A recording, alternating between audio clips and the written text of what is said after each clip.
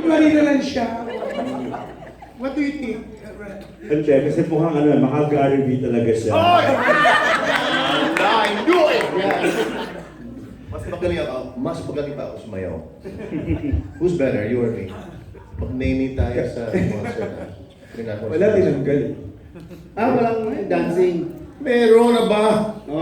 Si Martin pa. So, Keep up with me, ah. Pakita wait, si Erin, nag-train yan kay Jursal dapat, ikaw. Me? My trainer is Gary V. Ay!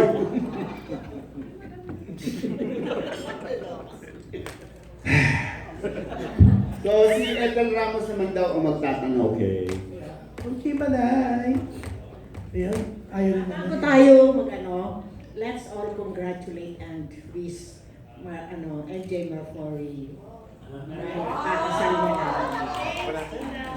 Let's all wish her the best. Ngayon, speaking of weddings, You got married? Why? may tanong ako ngayon kay Eric and Angeline. What if you get invited to sing at the wedding of somebody we all know who just got engaged abroad? And the family name happens to be also Quinto. Oh, she got engaged. Depende po kay Eric yun. Oh, Ano lang dalawa? medyo bata yung lalaki. Si Anna will pay for the fare. Oo Invite naman, San Tita. Francisco. Why not? I am more than willing to sing for her wedding kasi iba naman po talaga yung pinagsamahan po namin. And we're still friends up to this day. So, sobra po akong masaya para sa kanya. Nasabi mo sa kanya yun? Hindi pa, mamaya tayo. Naniniwala ka na mauwi talaga sa kasal. Bakit parang pumayat ka? After the announcement. Bakit may duda?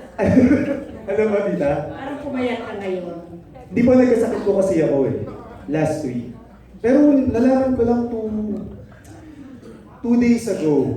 Hindi ko po maintindihan yung mga posts niya. So I had to ask her cousin kung ano ba yun, kung kasal na or engagement pa lang po pala. So, So bakit baka pumunta sila sa Magallanes? Kapalido ng lalaki at Magallanes. Manay, nag-iipon pa lang po si Peach for the wedding. Ngayon namit po ba, Angeline siya?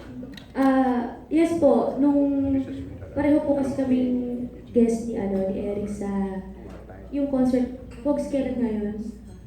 concern ko. Yung sa Faces. Yes. So, dun po kami personal na nagkakilala ni Rufa May. So, Ano sabi si Peachy? Hindi naman, parang miss pa yan.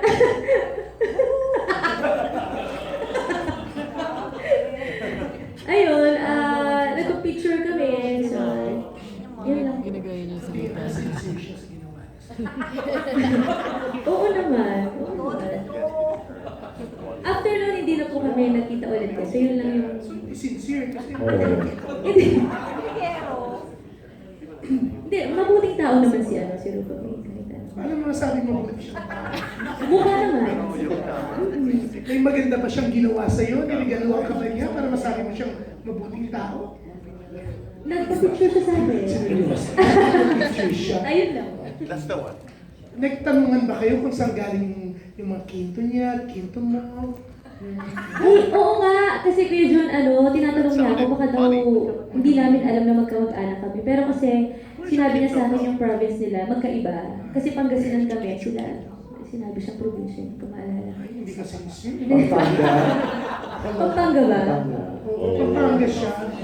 Parehong P. Yung may tanong ako, sir.